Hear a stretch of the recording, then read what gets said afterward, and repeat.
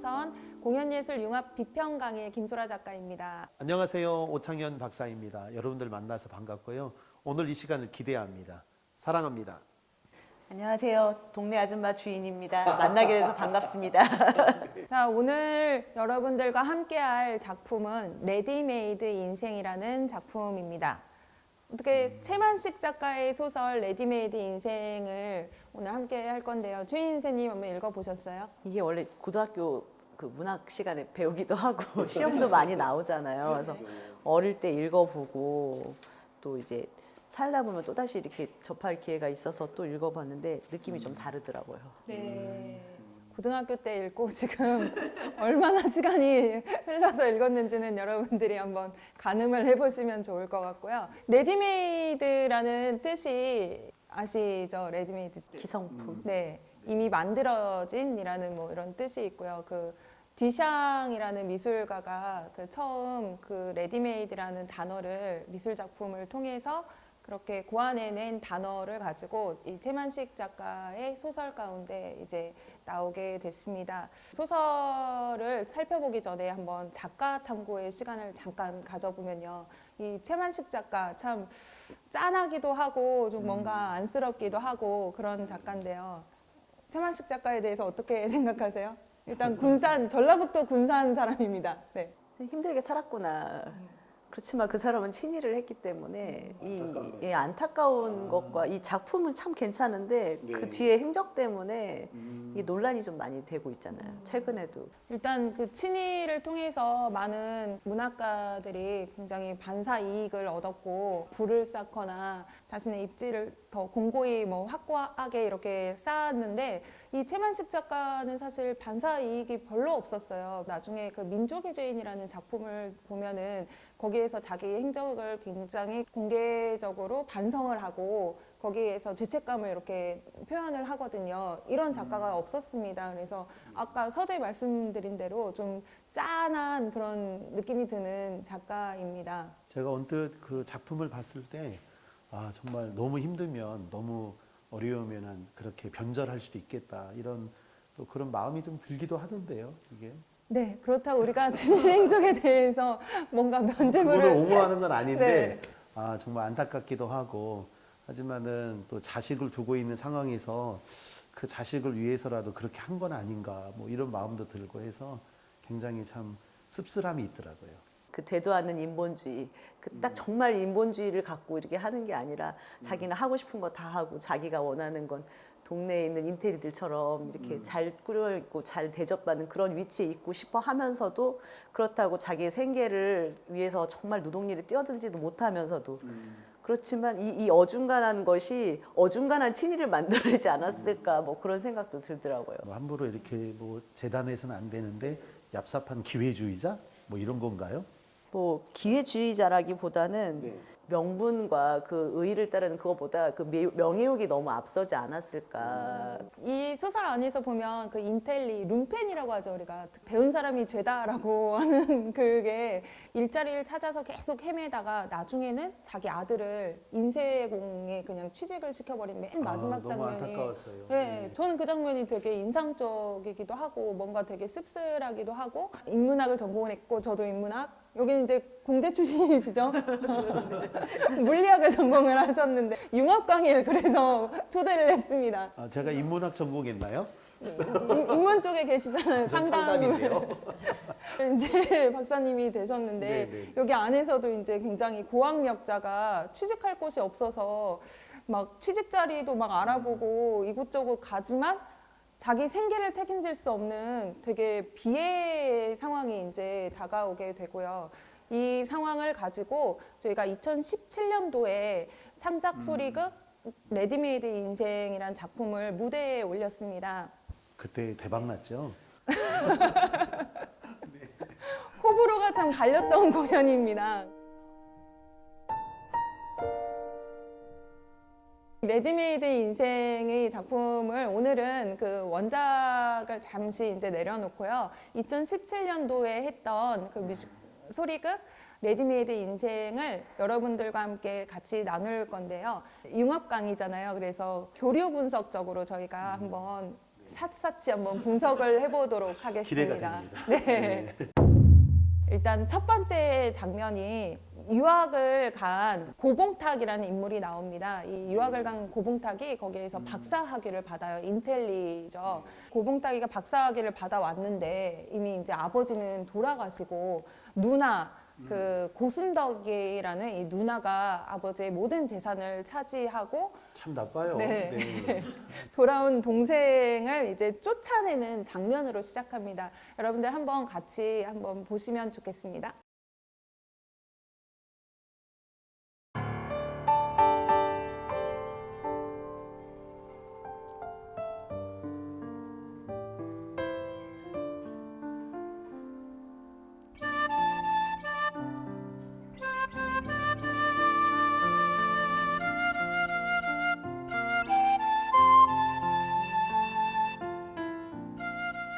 아버지, 저 왔어요. 아버지. 아버지.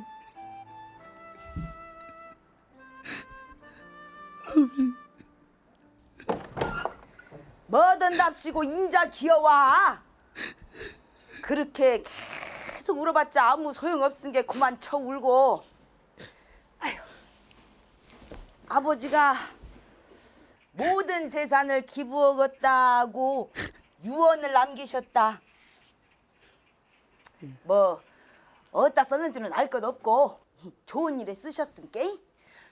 딸랑 이 집만 남았는데 집값이 뭐 하도 떨어진 데서 내가 어제 팔아 넘겼은 게 너는 욕심내지 말어.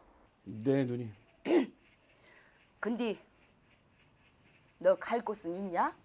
예, 당장 갈 곳이 마땅치 않습니다. 아이고 왜 박사님이 갈 곳이 없냐? 요즘 일자리 구하기가 힘들어서요. 아이고 그런 게 인텔리 좋아한다 했다. 어느 초상집 주인 없는 개새끼 신세가 꼭 너로구나. 누님 그래도 아이고 늦게 피는 꽃은 있어도 피지 않은 꽃은 없잖아요. 말은 아이고 나 들어간다. 잘 가라이. 날씨도 추우신데 몸 건강. 아직 안 갔냐? 아, 네, 저 가겠습니다, 누님. 아 잠깐만. 네. 너 저기 아버지 고물 자전거 좀 갖다 버려버려라 좀. 아이고. 예? 아, 누님. 누님.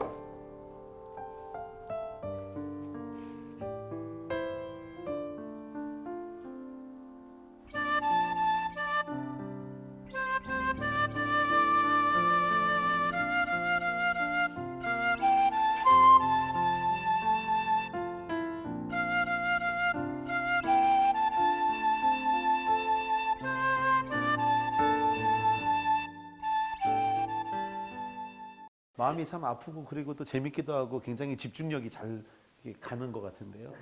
쇼킹. 제가 그 소리극이어서요. 그 판소리 5바탕 중에 흥부가를 이제 좀 차용을 해서 고순덕은 놀부로, 고봉탁은 동생은 인텔리인 동생은 흥부로 이렇게 설정을 한번 해봤어요. 아우, 그래서 잘 썼어요. 거짓말, 잘 썼어요. 아니, 거짓말. 아, 너무 잘 썼어요. 네. 네, 그래서 이 고순덕 누나 캐릭터가 여러분들 처음 딱 봐도 굉장히 강렬하고 인상적이죠. 너무 강렬해요. 너무 강렬해요. 그 누나의 대사들을 좀 보면요. 우리 주인 선생님 한번 읽어줘 보실래요? 원래 아버지 살아계셨을 때 순덕이가 했던 대사입니다. 네. 아버지, 당장 돈 없어봐요. 사람 구실 할 수 있나? 아유, 저기 주인이 선생님 조금만 더 세게 한번 읽어보면 좋을 것 같아요. 아버지, 당장 돈 없어봐요. 사람 구실 할 수 있나? 원금만 넣으면 이자가 수북해. 원금보다 가득해. 맞습니다. 아이씨, 내 캐릭터가 나오는 것 같아요. 나한테는 돈이 내 가족이고 하늘이고 세상이다. 돈밖에 모르는 이 고순덕 캐릭터를 우리 박사님은 어떻게 보시나요?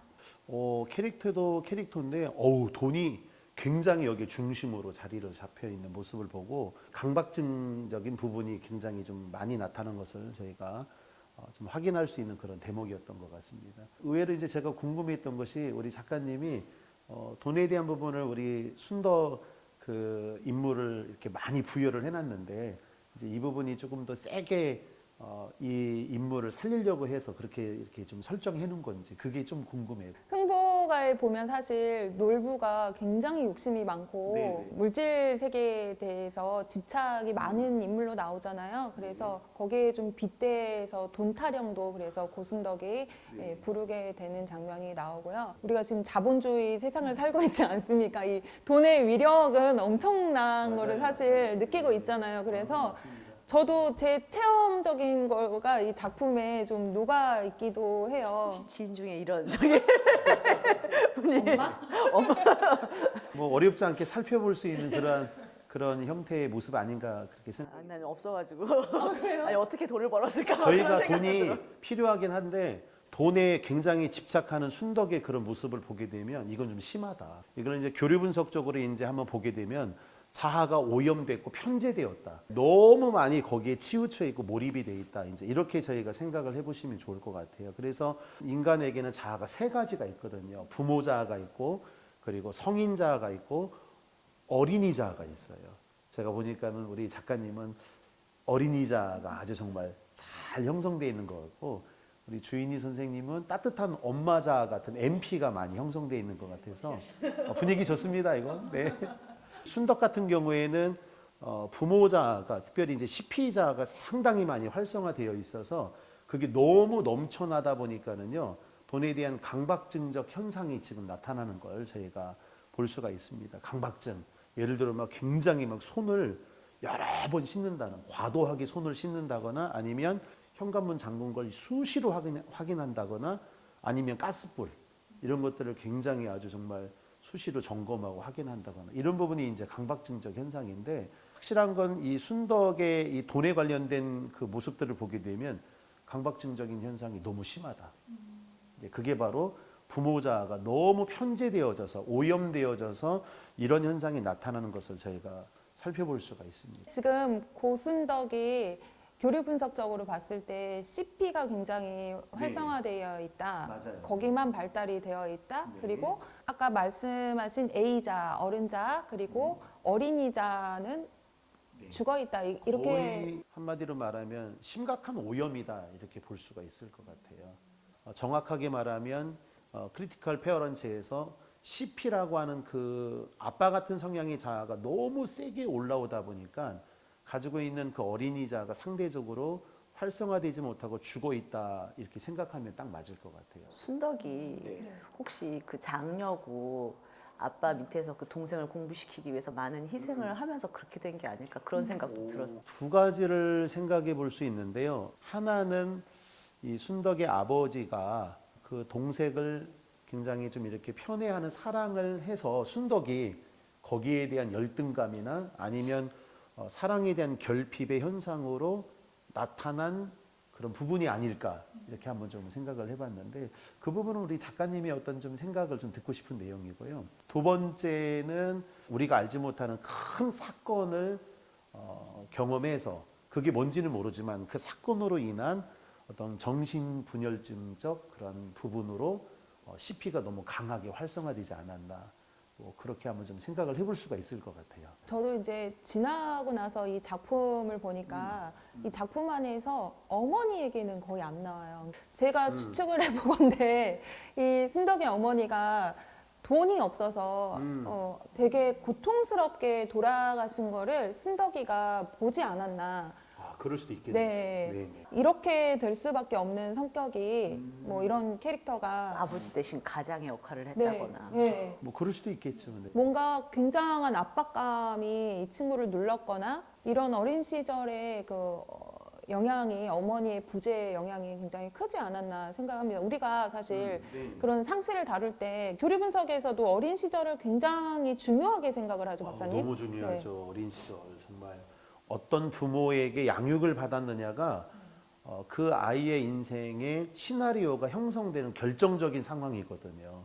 그래서 이 어린 시절의 그 경험이나 사건들이 현재 어른의 모습에 절대적인 영향을 끼친다라고 저희가 생각해도 틀리지 않을 것 같아요. 어머니가 없는 빈자리를 아버지가 순덕에게 채워주려고 하는 상황에서 너무 엄하게 다루지 않았나. 거기서 자아가 오염되어져서 순덕이 이 강박증적 현상이 나타난 게 아닌가. 근데 이제 작품을 보게 되면 아버지가 그렇게 엄한 부분으로 나오진 않거든요. 굉장히 따뜻하고 아주 인자한 모습인데 우리가 모르는 그 이면에 아버지의 또 다른 모습을 상상해 볼 수 있는 그런 상황도 생각해 볼 수 있을 것 같습니다. 그런 면에서 우리 주인님 선생님의 부모님은 어떻게 어떤 그 정서적인 친밀감을 가지고 양육하셨을지 좀 궁금하네요. 그렇지는 못했어요. 아버지 일찍 돌아가셔가지고 엄마가 거의 가장이었기 때문에. 근데 그런 상황에서는 보통 강해지더라고요, 여자들이. 그래서 이 순덕을 보면서 엄마의 역할을 강요받았던 게 아닐까 그런 생각도 들더라고요. 네, 어쩐지 딱 보면 강해 보이세요. 아니 생긴 것만 그래요. 허당이에요. 네, 우리 작가님의 그 어린 시절 부모님과의 관계는 좀 어떠셨어요? 저는 그걸 얘기를 하자면 아주 길기 때문에 모든 인간이 결핍이 있는 것 같아요. 그러니까 아무리 맞아요. 행복하게 막 그렇게 양육을 해도 그 아이 안에 결핍이 항상 가지고 태어나는 것 같고요. 우리가 작품을 쓸 때 주인공에게도 그 결핍이 있거나 욕망이 있거나 이렇게 되거든요. 근데 그 고순덕이라는 이 캐릭터는 그 결핍을 이 돈이라는 욕망으로 이렇게 계속 채우고 나가지 않았나. 이 순덕의 이 결핍의 현상이 너무 많은 악영향을 끼치다 보니까는 심리적으로 상당히 두렵고 불안한 인생을 살고 있는 모습을 또 관찰해 볼 수 있었습니다. 그렇다고 하면 이제 고순덕의 결말까지도 우리가 뭔가 파멸의 길로 가지 않았을까라고 이제 추측을 해보는데요. 교류 분석적으로 봤을 때 고순덕이 변화할 가능성 혹시 얼마나 있을까요? 저는 좀 긍정적으로 평가하고 싶은데요. 변화할 수 있다. 몇 프로? 50%. 네, 가능하지 않을까. 이 극에 나와 있는 이 인물은 정말 절대로 변하지 않을 것 같은 인물 같지만 그래도 이런 사람들조차도 변화할 수 있다라고 하는 긍정의 시선을 갖는 게 또 저희들이 가져야 될 마음이 아닐까. 네, 하지만 변화할 수 있긴 하지만 상당한 노력이 필요하죠. 순덕 같은 경우에는 상담 갖고는 어렵습니다. 감옥에 한번 갔다 오면 조금 변할 수 있어요. 그럴 수 있죠. 네. 극한 어떤 상황으로 보니까 불법도 장난 아니게 하던데 불법 추심이랑 뭐. 일단은 이 순덕 같은 경우에는 변화하기 위해서 구체적인 행동 중에 하나가 약물 치료를 좀 권하고 싶습니다. 이건 농담이 아니에요. 정말 상당한 자아가 오염되어져서 일상적인 대화조차 어려운 상태라고 저희가 판단하시면 좋을 것 같아요. 이런 부분들로 불우하고 불행한 가정들을 어떻게 잘 세워줄 수 있을까라고 하는 차원에서 일반 의학에서 잘 이렇게 사용하고 있는 약물 치료 그리고 또 어떤 깊이 있는 상담 주변에 이 사람을 따뜻하게 포용하고 지지해 줄 수 있는 그러한 그 소그룹 이런 부분들이 상당히 이 순덕에게 필요한 부분이다라고 한번 진단을 내리고 싶습니다. 한편으로는 안타깝고 불쌍하다 하는 마음이 순덕에게도 좀 느껴져요. 그래서 지금 이 순덕의 모습은 최상의 전략이거든요. 자기가 살 수 있는. 아무리 악한 사람이라도 그 악한 사람이 하는 말과 행동에는요. 자기를 방어하고 그 상황에서 자기가 살아남기 위해서 최상의 전략을 구사하는데 그런 모습으로 보게 된다면 이 순덕이 좋은 에너지나 좋은 어떤 그 말들이 들어가게 되면은 어떤 좋은 변화도 예측해 볼 수 있다 이렇게 생각을 해볼 수 있습니다. 그렇다고 하면 이제 두 번째 장면 여러분들 함께 보실 건데요. 순덕이가 그 돈을 모으는 방법들, 온갖 불법을 저지르면서 돈을 벌게 되고 이제 동생 그 고봉탁의 인생 태도가 나와요. 봉탁은 취직도 못하고 굉장히 어렵게 살지만 누나의 길에 편승하지 않고 올고지 아버지가 가르쳐 주신 자신의 정직한 길을 따르게 됩니다. 네. 근데 누나가 막 꼬시죠. 이제 막 네 이름으로 뭔가 좀 명의 좀 빌려줘라. 막 이제 하면서 꼬시는데 넘어갈까요? 넘어가지 않을까요? 한번 여러분들 이 장면 보시고 다시 만나도록 하겠습니다. 한번 보시죠. 아이고 고고한 분이 여기 계셨네. 아 누님 오셨어요? 여기 좀 앉으세요. 잘 지내셨어요? 그려 반지하에서 살고 있다고. 예. 곰팡이가 풀풀 풍기는 습기 많고 햇볕도 안 드는 곳에서 네, 누님. 네가 인생 공부를 하는 거지 뭐. 아휴, 이번에는 내 말대로 한번 잘 해볼게요. 뭘 말입니까? 일단 받아. 예. 습기도 없고 곰팡내도 안 나고 햇볕도 짱짱하게 뜨는 아파트 네 이름으로 하나 해뒀다. 아니 이걸 왜 저한테? 내가 이번에 회사 하나 만들었는데 네가 좀 필요해요. 제가요? 그려. 다른 건 필요 없고. 너는 그 사인만 잘하면 되거든. 회사만 있으면 대출이 가능해. 그 서류 가짜여도 대출이 가능해. 툭툭 털고 돌아섰다 돌아보면 도로 하나. 돌아섰다 돌아보면 다시 도로 가득해. 누님 그러니까 지금 유령회사를 세운다는 거잖아요. 아유 그래. 그래서 내가 널 부른 거 아니야. 요즘 믿을 사람이 있어야지. 누님 이거 불법입니다. 그러다 큰일 나요. 이 새끼가 아직도 배가 덜 고팠나. 너 유학까지 갔다 온 놈이 창피하지도 않아. 반지하에 거지같이 살면서 맨날 얻어먹긴 하고 너 돈이 있어야 사람 구실하는 거야. 잘난 사람도 잘난 돈, 못난 사람도 잘난 돈, 갑질하면 최고돈, 사람 구실하는 돈, 신사임당 이쁜 돈. 얼씨구나 좋다, 지화자 좋네. 아나 돈아 아나 내 돈, 어디 갔다 이제 오려느냐. 아나 돈아 아나 내 돈. 누님 저는 그렇게 더럽게 살기는 싫습니다. 없어도 떳떳하게 살고 싶어요. 뭐 더러워? 이놈의 새끼가 월세도 못 내는 주제에. 누님 사람이 심은 대로 거둔다지 않습니까? 그려. 욕심 그만 부리세요. 심은 대로 거두지. 옌병. 야, 없는 놈은 내리 없이 살고 있는 놈은 내리 이시 사는 게 세상이여. 너 봐. 아무것도 가진 게 없은 게 맨날 열심히 해도 이 모양이잖여. 가난한 티가 찌찍 난다 이놈아. 누님 아버지가 우리한테 그렇게 가르쳐주지는 않았잖아요.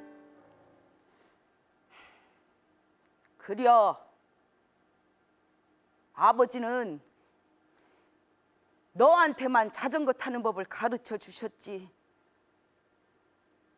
나한테는 맨날 한숨이셨어. 나한테는 돈이 내 가족이고 하늘이고 세상이야.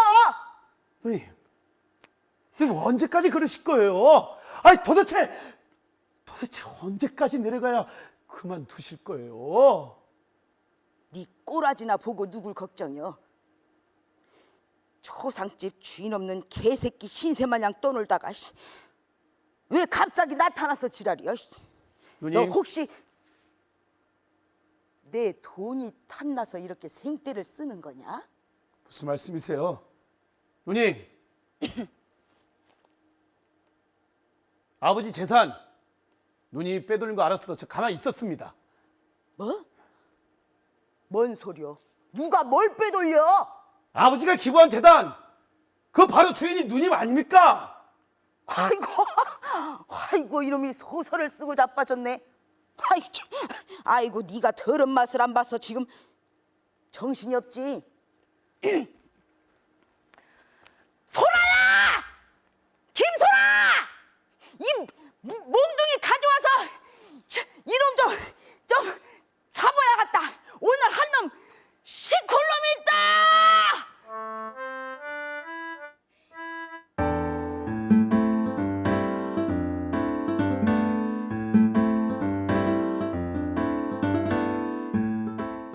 잘 썼네요. 잘했어요. 네, 훌륭하십니다. 야, 이렇게 귀한 작품을 만들어서 저희에게 참 보여줄 수 있는 그런 기회를 주셔서 정말 감사합니다. 네. 좋게 봐주셔서 감사합니다. 이제 고순덕의 돈 타령도 여러분이 지금 들으셨습니다. 이게 이제 홍보가에 보면 네. 놀부나마 이제 여기에 돈 타령을 바탕으로 해서 가사가 쓰여졌는데요. 고순덕하고 이 돈 타령하고 되게 찰떡이잖아요. 근데 맞아요. 어떻게 이렇게 잘 어울리는지 음. 네. 그 배우 하신 분도 정말 칭찬해주고 싶어요. 너무 너무 잘하세요. 멋있으시더라고요. 이용선 배우입니다. 개인적으로 한번 좀 만나서 교류하고 싶어요. 판소리 전문적으로 하시는 배우시죠. 네, 소리꾼인데 연기까지 이렇게 잘하시는 근데 저희가 너무 그분만 칭찬하지 말고 그 남성분도 봉탁 우리 네, 봉탁. 차영석 배우가 지금 이 이제 시간이 봉탁이니까. 네.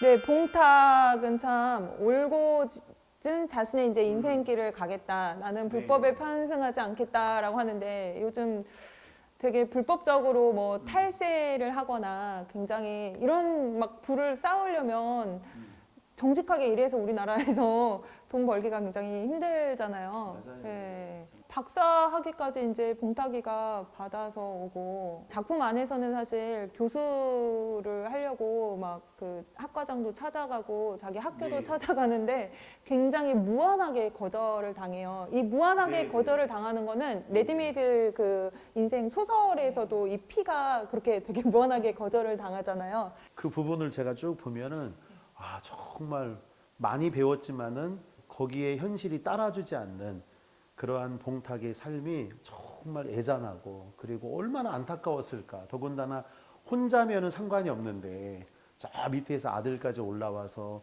돈을 구해서 자취 생활을 해야 되는 그 모습이 저는 한마디로 어떤 주된 감정을 씁쓸하다. 예, 이렇게 참 인생이 씁쓸하다 이렇게 좀 표현을 하고 싶어요. 네.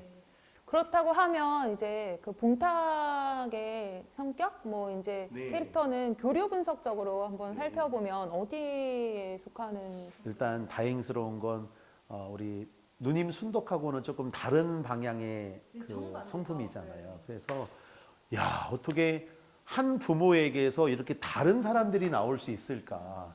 이걸 교류 분석적으로 어떻게 해석이 가능합니까? 한 부모 밑에서 정말 다른 성격의 궁금하시나요? 나올 수- 네, 그거 되게 궁금해요. 궁금하시나요? 아니 저는 아들 둘을 키워보기 때문에 네. 다릅니다.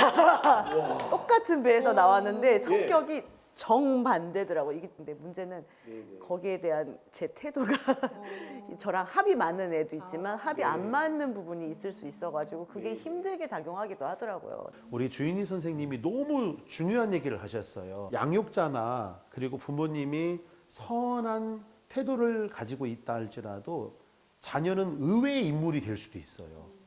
그렇다고 해서 양육자가 자녀를 잘 양육하지 않는다고 해서 그 자녀가 불행해질 거라고 단정 지어서도 안 되거든요. 아, 인생이란 참 알 수가 없네요. 맞아요. 네. 본인 책임도 있는 것 같아요. 맞아요. 네. 어떻게 저렇게 한 가정에서 이런 그 다른 인물들이 나올 수 있을까가 저희가 참 의아해할 수 있는 부분인데요. 일단은 봉탁은 감사하게도 아주 그 선한 그 기질을 좀 가지고 있다. 그리고 성품적으로도 상당히 건강한 성품을 가지고 있다. 이렇게 저희가 평가를 해볼 수가 있습니다. 그 중에 이제 순덕이라고 하는 그 누님의 그 자아는 굉장히 오염되고 편제된 어떤 그런 부분이라면 CP라고 하는 그러한 부분이 굉장히 오염되었다면 봉탁은 MP라고 하는 엄마의 성향이 상당히 아주 따뜻하게 발달되어 있다 이렇게 저희가 볼 수가 있습니다. 그런 면에서 두 분을 보게 되면 굉장히 MP 성향이 좀 강하고 네, 갑자기 얼굴이 또 온유해지시네요. 네. 그래야 될 것 같아요. 네. 그래서 이 엄마 같은 귀한 그 따뜻한 성품이 봉탁에게 있다 보니까는요. 타인을 좋게 바라봐 주려고 하는 그런 타인 긍정형의 모습을 저희가 살펴볼 수가 있습니다. 또 하나는 다른 사람의 아픔에 동정해주고 그리고 적절하게 간섭해주고 그리고 다른 사람이 어떤 실수나 잘못된 것들을 관용적으로 이렇게 잘 수용해 줄 수 있는 그러한 봉탁의 모습을 저희가 확인을 해볼 수가 있습니다. 네. 네, 그러면 뭐 봉탁의 대사를 통해서도 저희가 한번 볼 수가 있잖아요. 궁금하네요. 네. 두 분이서 한번 해주시면 좋을 것 같은데요. 네. 누님, 저는 그렇게 더럽게 살기 싫습니다. 없어도 떳떳하게 살고 싶어요. 네. 라고 말했어요. 네. 없어도 떳떳하게 살. 이거 근데 우리가 봉탁을 너무 좋게만 얘기를 하면 뭐 MP가 있다 막 이렇게 얘기를 하는데 네. 뭔가 되게 융통성이 없는 것처럼 느껴지기도 하거든요. 그럴 수도 있겠지만은요, 춘덕이 너무 많은 불법을 저지르잖아요. 그런 부분으로 나는 그렇게 하지 않겠다라고 하는 어떤 정의로운 모습을 저희가 봐줘야 될 것 같아요. 근데 현실감이 너무 떨어져요. 솔직히 이런 네. 부모가 있으면 자식들이 개고생합니다.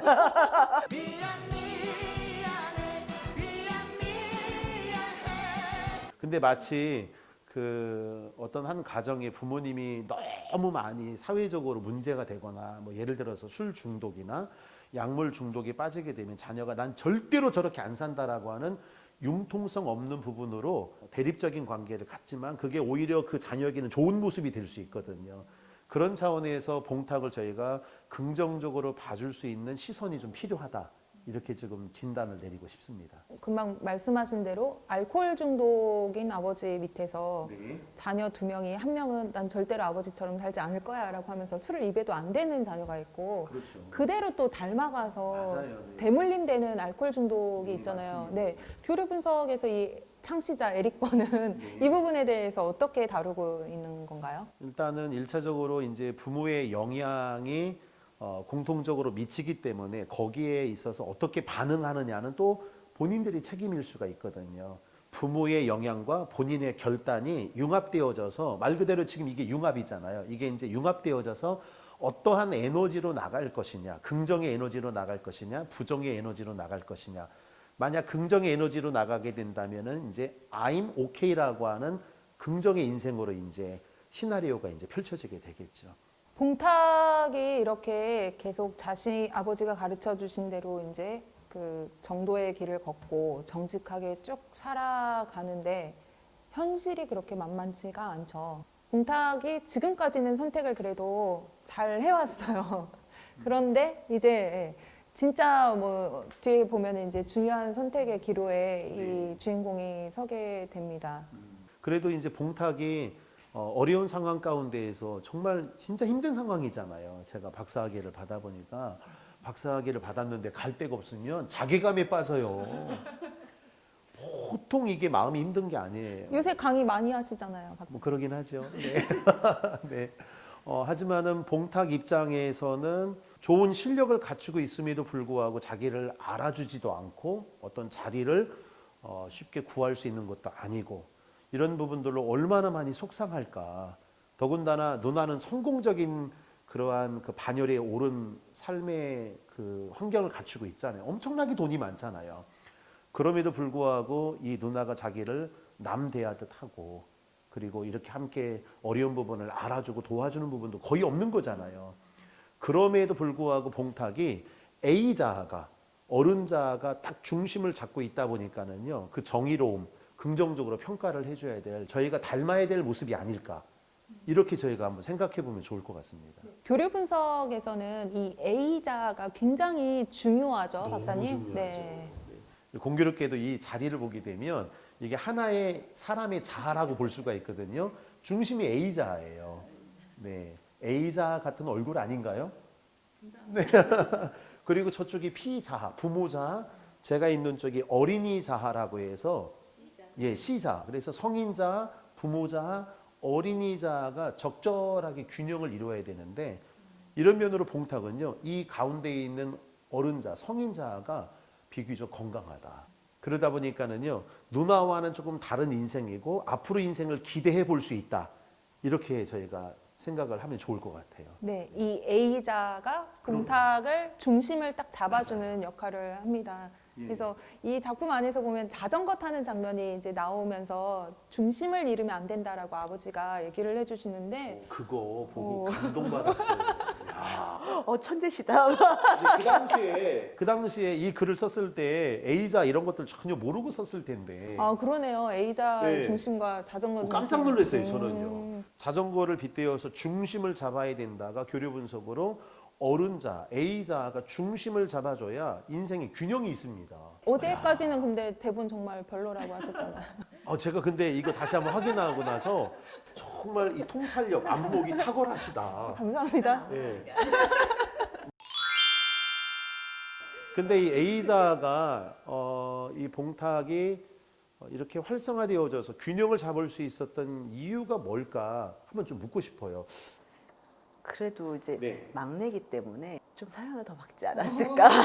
사랑의 A자를 키운다? 맞습니다. 맞나요? 네, 가능하죠. 조금 더 돌봐줘야 될 대상이 되니까 어린 아이는 돌봄의 대상이 되거든요. 근데 누나 같은 경우에는 집안을 이끌어야 되는 상황이 장녀는 노이고 맞아요. 저도 장녀다 보니까 그런 것들이 있더라고. 확실히 책임감이 오는 것들이 장남과 이 차남과의 차이가 집안의 기대가 다르더라고요. 그런 면에서 순덕의 마음이 조금 이해도 되겠네요. 이해돼요. 많이 이해돼요. 그럴 수밖에 없을 방법이 좀 잘못돼. 좀 그 머리를 딴 데 쓰지. 얼마나 너무 안타까워요, 정말. 그 머리를 딴 데 썼어도 성공을 했을 텐데 그러지 못했다라는 게. 네.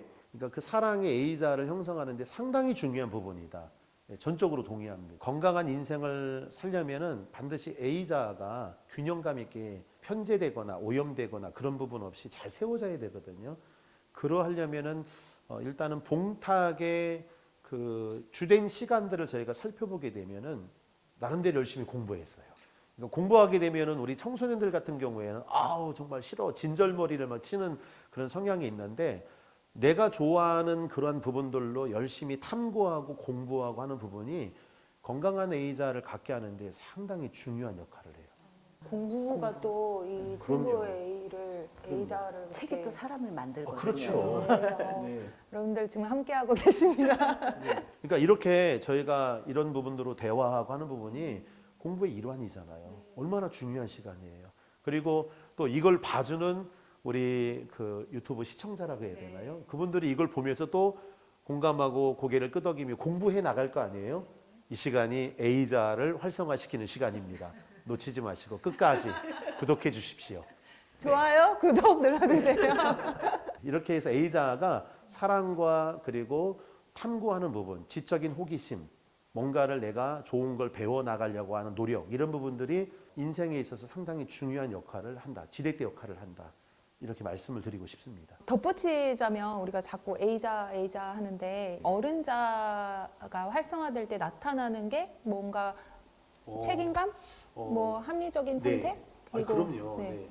일단 그 말 그대로 어른자 하니까는요. 어른답게 합리성을 가지고 이성적으로 논리적으로 현실 판단을 비상식적인 부분으로 치우치지 않고 일반 상식적인 수준에서 그 이상의 좋은 방향으로 선택해 나갈 수 있는 능력이거든요.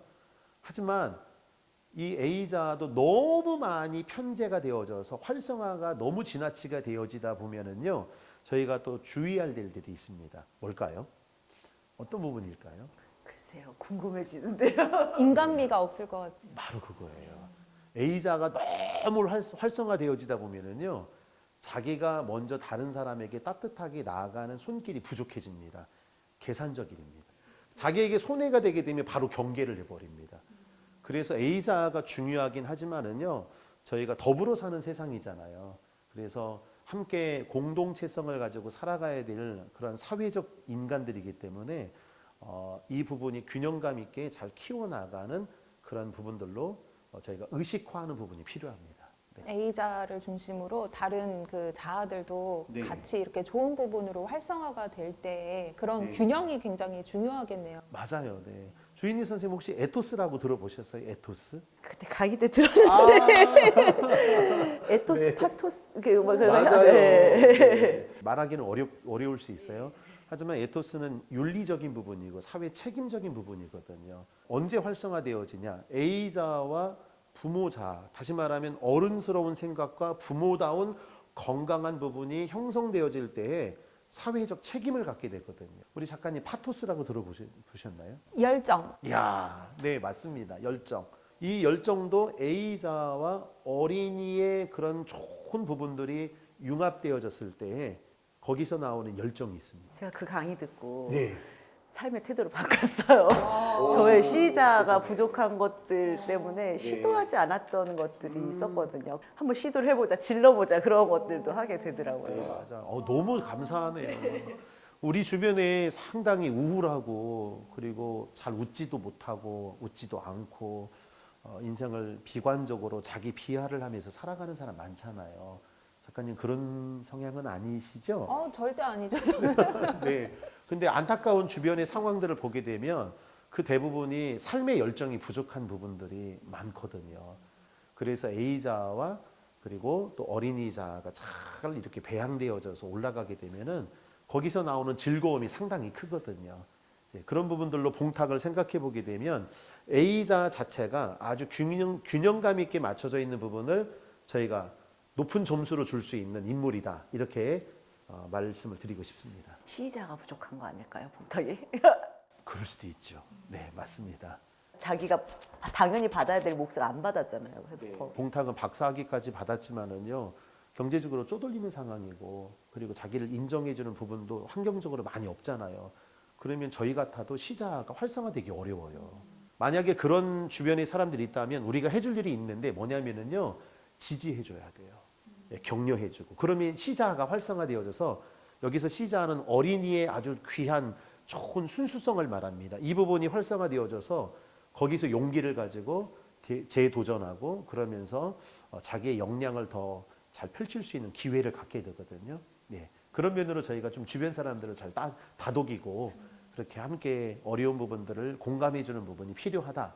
네, 저도 그 생각이 딱 들더라고요. 이런 봉탁 같은 사람이 있을 텐데 네. 우리가 살피지 않아서 저쪽으로 어쩔 수 없이 자신의 그 신념을 포기하고 그렇게 갈 수밖에 없는 사람들을 주변에 있으면 살펴야 되겠다라는 생각도 들더라고요. 맞습니다. 마지막 장면을 이제 함께 보시도록 하겠습니다. 이 장면은요, 그렇게 정직하게 살아가던 이 고봉탁, 봉탁이가 결혼도 하고 없는 살림에 네. 최선을 다해서 살아가는데요. 이제 선택의, 정말 중요한 선택의 기로에 놓이게 됩니다. 어떤 선택이냐면 이제 그렇게 소중한 자기 딸의 이름이 봄이에요. 이 봄이가 아파요.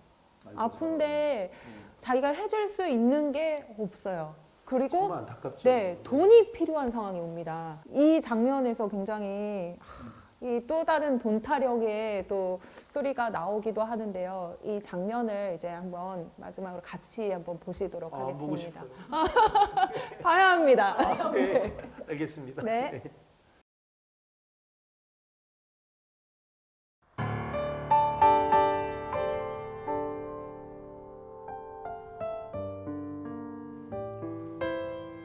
여보세요? 나다. 급한데 나 돈 좀 빌려주라. 아니 우리 딸애가 너무 많이 아파가지고. 야 이 자식아, 너 옛날에 내가 너한테 어떻게 했는데? 됐어. 씨. 아 교수님. 여보세요? 예 교수님, 저 고봉탁입니다. 예, 그 다른 게 아니고 저희 애가 너무 많이 아파가지고요. 염치불구하고. 네, 여보세요? 교수님? 교수님.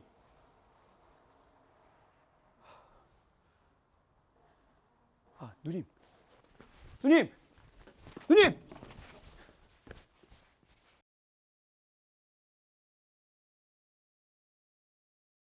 누님. 누님 계세요? 누님 계세요? 누님. 누님. 누님, 저 봉탁입니다. 네가 또 웬일이여? 다시는 안 볼 것처럼 하더니. 누님, 아이 너 뭐 하는 거요? 일전엔 제가 잘못했습니다. 아이 하나 있는 것이 당장 수술하지 않으면은 저 돈 좀 빌려주십시오. 돈? 아이고 아나 돈이다. 참, 없는 사람 쥐어짠 돈, 사기쳐서 받은 돈, 그놈의 내 돈은 더럽다더니 왜 이제 와서 돈 타령이야? 제발 한 번만 도와주십시오, 누님. 내가 시키는 건 뭐든 다 하겠습니다. 네. 일 없다. 내 사람 없어서 너 쓰겄냐? 누님 제발요. 애가 당장 죽게 생겼어요. 그게 나랑 뭔 상관이여? 너랑 나랑 다르담서. 세상에 혼자 깨끗한 척 고고한 척 살더니 너 왜 이제 와서 나한테 그려? 아이고, 너는 가서 아버지가 가르쳐 주신 대로 살아. 누님 아닙니다. 누님, 저도 돈이 가족입니다. 저 돈 좋아합니다. 저 돈 없으면 죽어요. 돈 좀 빌려주세요.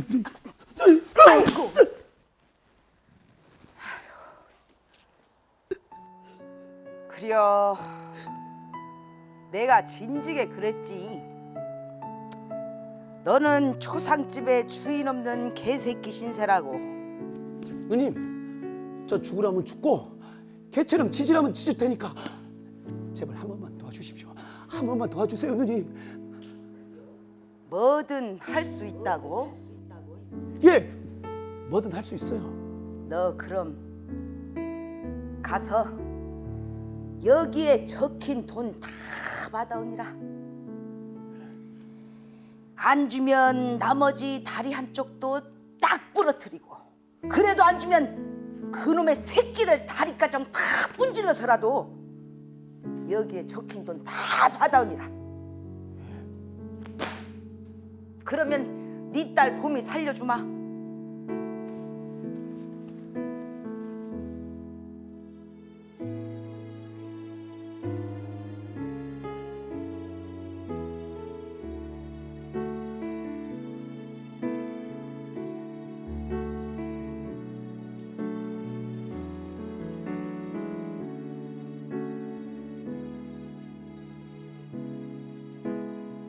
봉타가, 자, 앉아 보거라. 아버지, 저 어릴 때 배웠어도 잘 못 탔잖아요.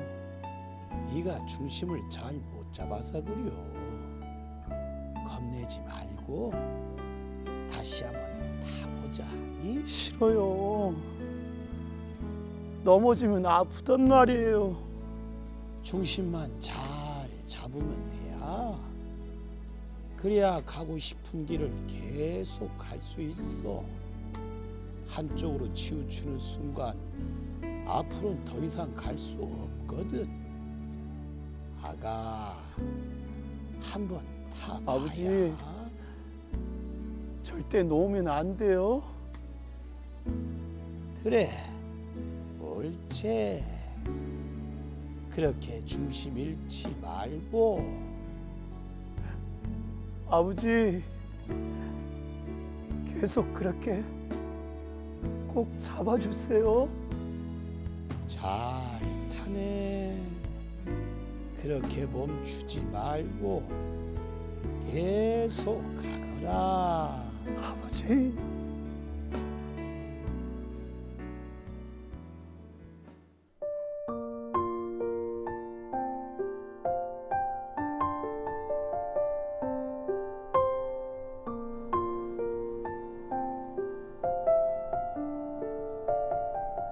봄아, 아빠가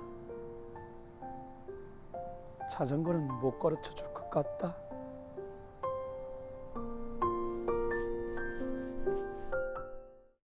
참 가슴 아픈 장면을 여러분들 함께 보셨습니다. 굉장히 우울해지는 것 같습니다. 네, 안타깝고요.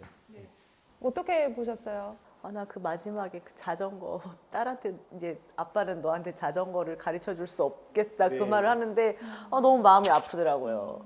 저 자전거를 가르쳐 줄 수 없는 그 아빠가 그 현실과 타협하면서 어쩔 수 없이 그걸로 기울어지는 게 누군가가 도와줬으면 그 대학 교수든 누구든지 조금이라도 도와줬으면 저 사람이 저런 선택을 안 했을 텐데 너무 안타깝더라고요. 그래도 작가님 이게 마지막 결론이 저는 좀 더 확장해 보게 되면 봉탁이 원래 자기의 신념으로 잘 돌아와서 해피엔딩의 그런 시간들로 살아가지 않을까요? 거의 마지막 장면에서는 이제 봄이 오고요. 막 벚꽃이 흩날리면서 이제 뭔가 희망적인 것들을 이렇게 언급을 해주면서 작품이 끝을 맺는데 제 안에는 두 가지 마음이 있었어요. 그게 되게 희망적인 게 판타지스럽기도 하고 제 소망이기도 하지만 우리가 사는 현실은 그렇게 녹록지가 않잖아요. 그렇죠. 굉장히 현실은 비극적이고 이 작품은 이제 한 인텔리가 자본주의 세상에서 어떻게 살아가는지를 보여주는 이제 비극적인 스토리인데요.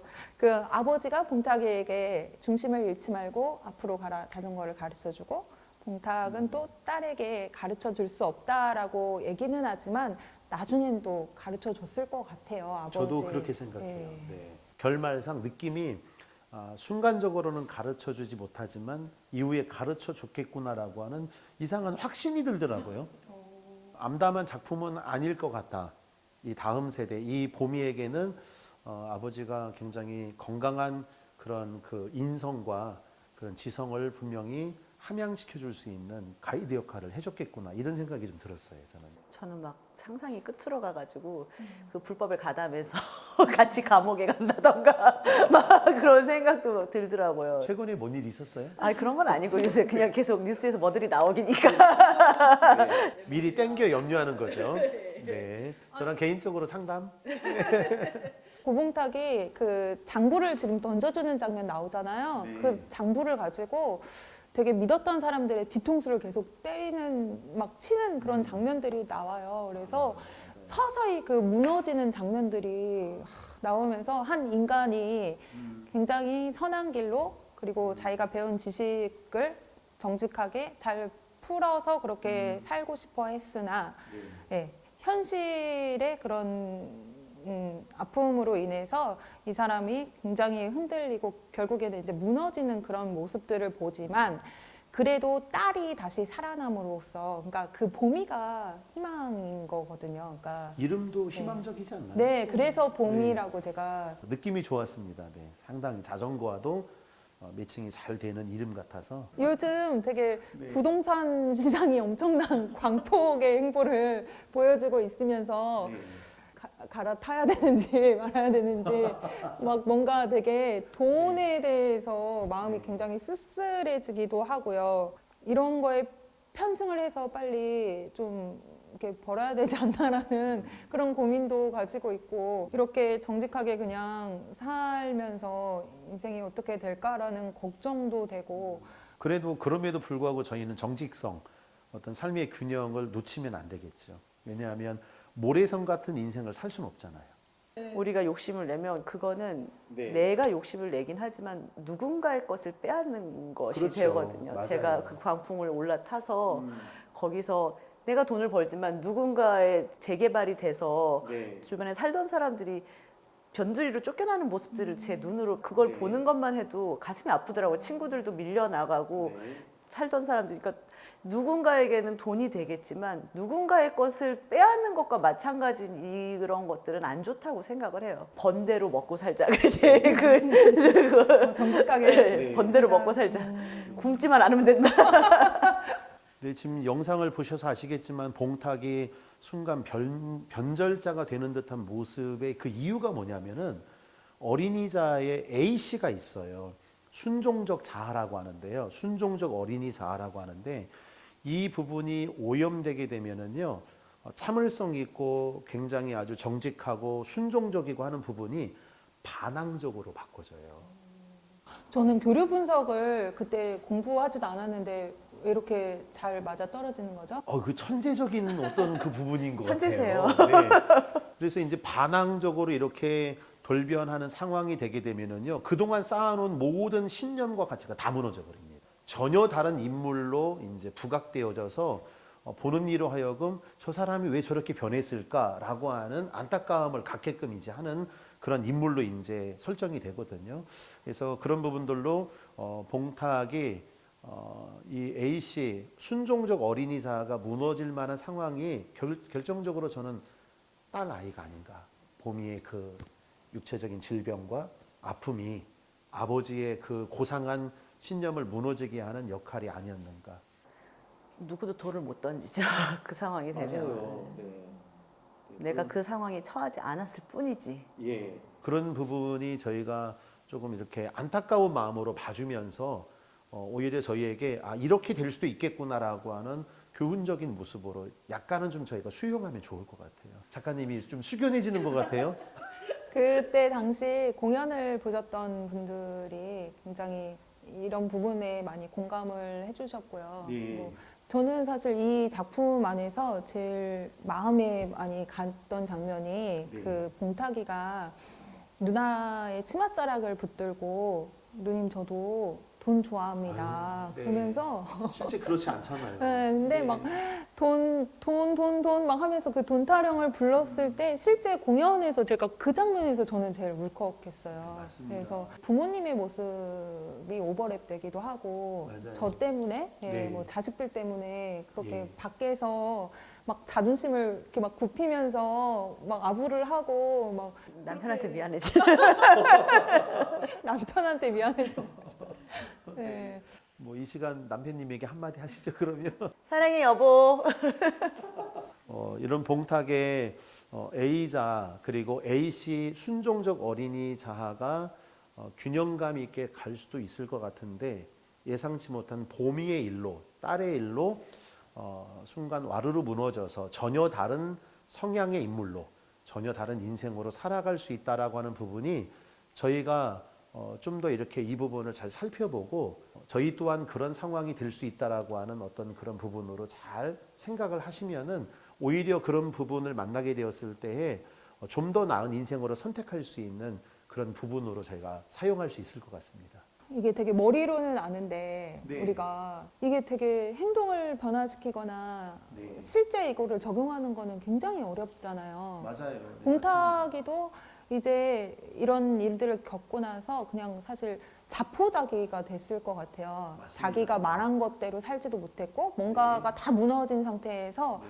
보미는 살렸지만 자신의 인생은 무너졌다. 그래서 저는 되게 그냥 포기한 채로 그냥 이렇게 살았을 것 같은데 이런 봉타기를 다시 일으켜 세울 수 있는 건 교류 분석적으로 어떤 게 있을까요? 일단 이 극중 인물 가운데 보미 역할이 이후에 상당히 그 봉탁에게 중요한 역할로 그렇게 세워져야 되지 않을까. 그러니까 보미의 건강한 인생이 오히려 아버지 봉탁에게 역으로 흘러 들어가서 중심을 잡을 수 있는 그러한 부분으로 저희가 좀 상상해 봐야 될 것 같아요. 네, 마치 그 부모님들의 상처가 의외로 아이들을 양육하면서 상처가 치유가 되기도 해요. 그래서 그 아이는 분명 아이인데 오히려 부모에게 좋은 에너지를 흘러 들어가게 함으로 A자를 건강하게 세우는 기회가 되거든요. 두 자녀를 키운 우리 주인희 선생님은 아까 아이들 때문에 조금 내가 걸걸해진 것 같다 그랬는데 그건 그거대로 걸걸해진 것 같지만 또 다른 면으로 좋은 또 아이들을 통해서 영향을 또 받는 게 있었을 것 같아요. 이게 뭘까요?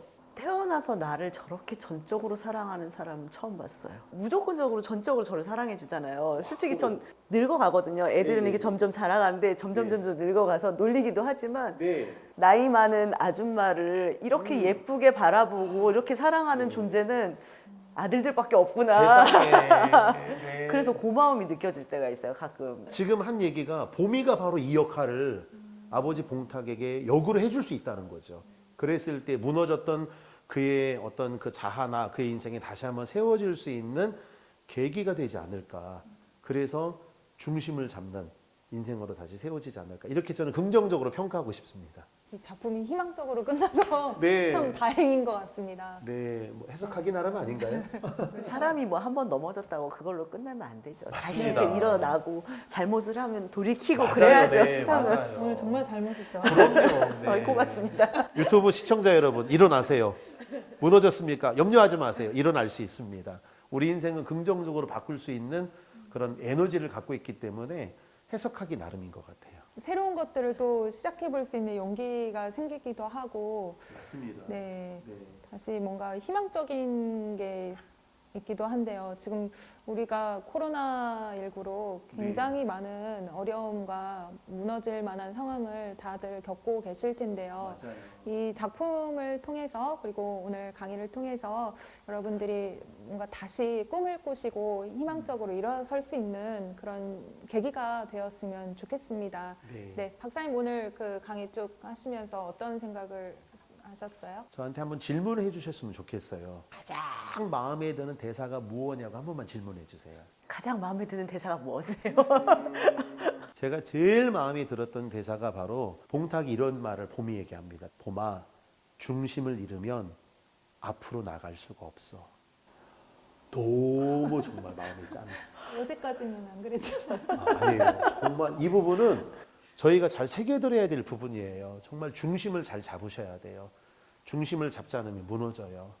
여러 가지 어려운 상황 가운데에서도 중심을 잘 잡으셔서 잘 견뎌내시고 그리고 또 잘 살아갈 수 있는 그러한 그 열정 에너지 꼭 가지셔야 돼요. 그러면 희망이 있습니다. 아, 뭔가 네. 굉장히 뭉클해요, 진짜. 뭔가 예. 저도 중심을 잘 잡아야겠다는 생각이 막 드네요. 여러분도 중심을 잃지 마시고 네. 네. 중심을 잃으면 안 돼요. 네. 중심을 잘 잡아야 돼요. 네. 주인 선생님 오늘 어떠셨어요? 여러 생각을 하게 되네요. 좀 코로나 때문에 네. 여러 힘든 사람들 주변에 많거든요. 이거 보면서도 봉탁 같은 사람이 제가 좀 덜 힘들면 도움이 돼서 그 사람이 중심을 잃고 쓰러지지 않도록 옆에서 맞아요. 받침대가 돼줘야 되겠구나 그런 생각도 좀 들고 저도 그 제 성정에 막 사로잡혀가지고 네. 막 흔들리지 말고 중심을 잃지 않고 살아가야겠다 그 생각이 들었습니다. 네, 감사합니다. 너무 멋진 말을 또 해주셨어요. 네. 오늘 그 최만식 원작 레디메이드의 인생이라는 작품을 가지고 2017년도 소리극 레디메이드 인생 버전으로 여러분들과 함께 하고 있었습니다.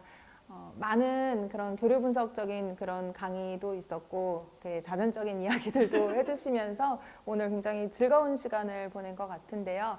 우리가 또 다음 기회가 되면은 또 이런 자리로 여러분들과 함께 했으면 좋겠습니다.